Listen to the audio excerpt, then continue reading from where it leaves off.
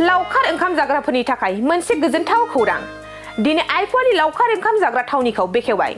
चिरां जिल्ला भारत भुटान सीमा ओनसोलनि सारि सारि बैग्रिबारि थानाय लोगोसे भुटान हाजोनिफ्राय दै बोहैबोनाय आइ दैमा आरो खोलो खोलो बार बारनायजों समायफ्लेनाय आइफवालि लावखार ओंखाम जाग्रा थावनिखौ बेखेवना होफैयो चिरां सिडली ब्लकनि बिडिअ कुमुद चन्द्र नार्जारिया।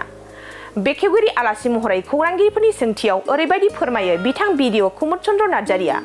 मानसि हारिया गोदोनिफ्रायनो गोदान बोसोर बैसागो मागो बायदि फोरबोआव रंजाबोबाय थादों। नाथाय आथिखालाव मानसि हारिया जेराव गोसो बेयावनो रंजानो हाया। बेनिखायनो गुबुन गुबुन जायगाफोराव लावखार ओंखाम जाग्रा बेखेवनाय बायदिनो दिनै चिरां जिल्लानि जिल्ला भारत भुटान सीमा भुटान हाजोनिफ्राय दै बोहैबोनाय आइ दैमा आरो खोलो खोलो बार बारनायजों समायफ्लेनाय आइफवालि लावखार ओंखाम जाग्रा थावनिखौ दिनै बेखेवना होबाय। जायफोरा दावबायनो आरो लावखार ओंखाम जानो मोजां मोनो बिथांमोनहा दिनैनिफ्राय दावबायफैनानै लावखार ओंखाम जाफैनो हासिगोन होननानै फोरमायो बिथां सिडली ब्लकनि बिडिअ कुमुद चन्द्र नार्जारिया। बयनोबो शुभेच्छा जासिबाय। गोदान बोसोरा जोंनि गासै बिटिआर ओनसोलनिजों लोगोसे आसाम आरो भारतनि सुबुंफोरनि थाखाय मोनसे मोजां फिथाइ लाबोथों बेखौ बयनोबो आंनिफ्राय बरायनायजों लोगोसे शुभेच्छाखौ जासिहरनाय जायो। नैबे पिकनिक स्पटखौ देग्लाय बोसोरावबो बरायदों। मा बुंनो सानो सार, जायगाखौ माबायदि मोनदों? आं खुब मोजां मोनदों। गिबियावनो बे पिकनिक स्पटनि जानाखि सामलायगिरि बिथांमोना आंखौ दाख्लैहायसो फननि गेजेरजों देग्लायबो सारानो आरो फिथा हास'फैनांगौ सेमोननो बायदि होननानै आं सोंदोंबा देग्लायबो दङ नामा, देग्लायबो लादों। नंगौ, जायगाया खुब मोजां। जोंहा दिनै बे आइ दैनि सेर सेर गोबां पिकनिक स्पट दङ। जेरै गोजौथिंजाय मोनाबिलिनि उनाव निज्लानि उनाव आरो नैबे जोंनि आइफवालि। दा बे जोंनिनो बिटिआर ओनसोलनि मोनसे रांखान्थि जौगाखांनायनि लोगोसे जोंनि फेमिलिजों लोगोसे गथ' गथायफोरनि मोनसे रिक्रिएसन पिरियड। गोदोनिफ्रायनो मानसि हारिया गोदान बोसोर बा बैसागु बा निउ इयार बेवहाय मोनसे रंजानाय, मोनसे जिरायनायनि रंजानाय मोनसे फोरबो मानिबोबाय थादों। थिग दिनैबो जों जेराव गोसो बेवहायनो जों रंजानो बाजानो हाया। खिन्थु जोंनो मोनसे लकेसन नांगौ। बे लकेसनानो जाहैबाय दिनै मोनसे आइफवालिनि मोनसे बे स्पट। बे स्पटआव जोङो जोंनि गथ' गथाय, जोंनि बिदा फंबाय बा जोंनि लोगोफोरखौ लाबोनानै जोङो बेवहाय दसे सम इन्जय खालामफैनो हागोन आरो बेनिफ्राय जों रिफ्रेस जालांनो हागोन। लोगोसे बेवहाय जोङो गोबां मानसि लोगो मोनलायलायनानै इन्टारेक्सन जानानै मोनसे पिस एन्ड इन्टिग्रेसननि मोनसे जोंनि सुबिदाखौ मोनगोन होननानै आंहा आसा दं। गोबां सुबुंफोरा बोसोर गोदानाव निसा खालामनानै गोबां थाखाय जिउ खहाबो जानो थाङो, एबा नोरजिया जानो थाङो। बेनि सायाव मा बोसोन होनो सानो सार? बे बहुद दुखु गोनां खोथा। आङो पार्सनेलिबो आं बुङो, आं जोनोमनिफ्रायनो निसा जाफेरा, जौबो लोङा, थांखुबो जाया, सिगारेटबो सोबा। नोंथां सोंनायखौ आं खुब मोजां मोनदों।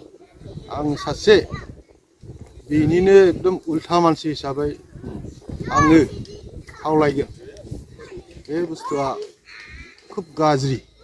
बेनिफ्राय जों मोनसेबो मोजां बुस्थु जोंनि देहानि हक बायदिसिना जोंनि बिथिङाव हक बे जौ जुवा बे निसा बुस्थुनिफ्राय जोंनि मानसि हिसाबै जों जेबो बेनिफिट गैया। बरन्स बियो सासे मानसि लाइफखौ धंसबो खालामो, समाजखौबो धंस खालामो, परिबेस बेखौबो ओनसोलावनो गाज्रि खालामो। ओंखायनो जोङो बेखौ जेसेबां हायो एसेबां जों नागारनांगौ आरो जों बयबो आवगायबोनांगौ। आं नोंथांमोन सांबादिकफोरखौबो खावलायो, नोंथांमोनाबो बेवहाय मेजर रल लानो हायो।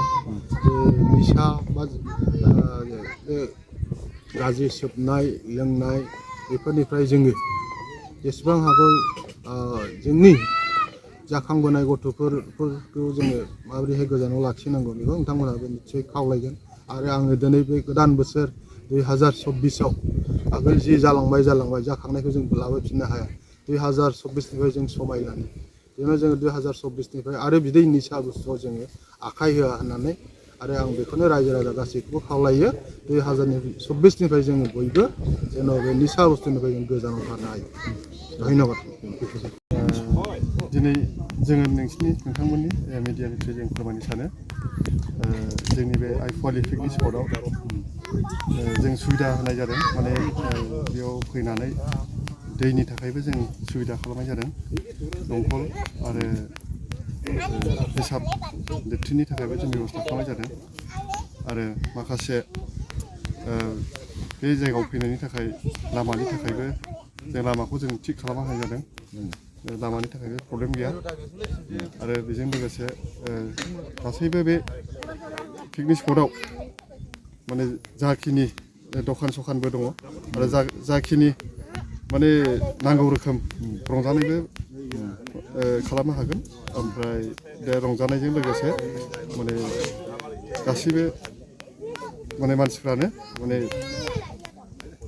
फैनो हागोन आरो मिथिंगानि नुथाय हिसाबै मा नुनो मोनो नोंथांमोननि पिकनिक स्पटआव मिथिंगानि नुथाय हिसाबै जोंनि पिकनिक स्पटआव जोंनाव मेनलि जोंनाव बैग्रि बिफां दं आरो बेजों लोगोसे बै मा होनो गराइ सिबथि होनना बुङो बिफां दङ बे मोनसे डेक'रेसन मोनसे जातनि आरो दैमा दं आइ दै आरो दा गोदानै लुफुंजानाय ब्रिज दङ आइ ब्रिज बिमा दैनि ब्रिज दा बेखौ नुनो मोनगोन आरो दा नोंथाङा सासे कमिटिनि दैदेनगिरि हिसाबै पिकनिक जाफैनो गोसो जानाय सुबुंफोरखौ माबायदि खावलायनो दा गासैबो बे ओनसोलनि रायजो राजाफोरखौ दाब दाब जायगानि रायजो राजाखौ जों बे आइफवालि पिकनिक स्पटआव जों गोजोनै जों बयखौबो हांख्रायहरो खावलायहरो जे जोंनि पिकनिक स्पटआव फैनोब्ला बबेनिफ्राय फैनांगौ आरो काजलगावनिफ्राय फैनांगौब्ला काजलगावजों जानानै फैनानै बेंटल जानानै थुक्राझारनिफ्राय डाइरेक्ट आइफवालि सिदा सानजा बेजों फैनांगौ आरो क'क्राझारनिफ्राय बेबायदिनो काजलगावजों फैनो हायो बा कासिक'त्रा जानानैबो फैनो हायो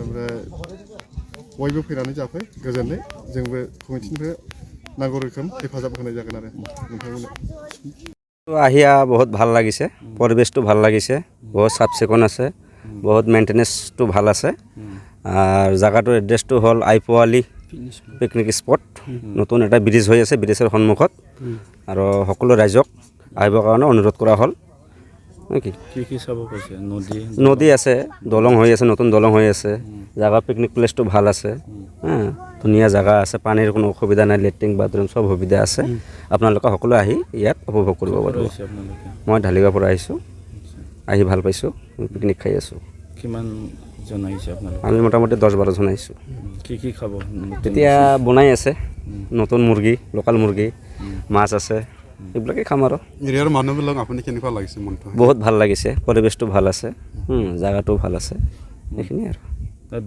বেলেগ ঠাই আছে ইয়াত চিৰাঙত আপুনি কিয় আহিছে ইয়াতে ভাল পাইছোঁ ইয়াতে বন্ধুবিলাক ইয়াতে আহিব বুলি কৈছে সেইকাৰণে ইয়াতে আহিছোঁ আৰু কি বেলেগ জেগাত গৈছে বেলেগ জেগাত আগতে গৈছিলোঁ যোৱা বছৰ গৈছিলোঁ এই বছৰ যোৱা নাই এই বছৰতে আহিছোঁ ফাৰ্ষ্ট मोनसे गोजोनथाव खौरां क'क्राझार सहरनि जेडि र'डजों नांजाबनाय सुदेमपुरि गांजिमा बाजाराव थानाय आइ आफा मेड लाइफ बिएम हस्पिटालाव बेराम सोखानो हानायनि गोबां खाबु दं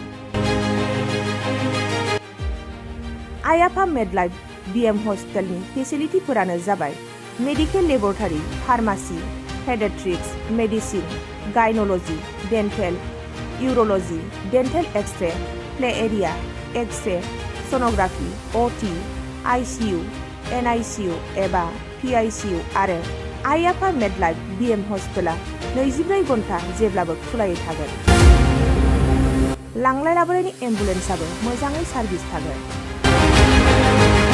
ओनसोलनि सुबुंफोरा बेराम आजारफोरजों भुगिनानै थाना दंब्ला थाबैनो नोंथांनि देहाखौ फाहामथाय लानो क'क्राझार सहरनि सुदेमपुरि गांजिमा बाजाराव थानाय आइ आफा मेड लाइफ बिएम हस्पिटालाव गोख्रैनो फाहामथाय लाफैनो हागोन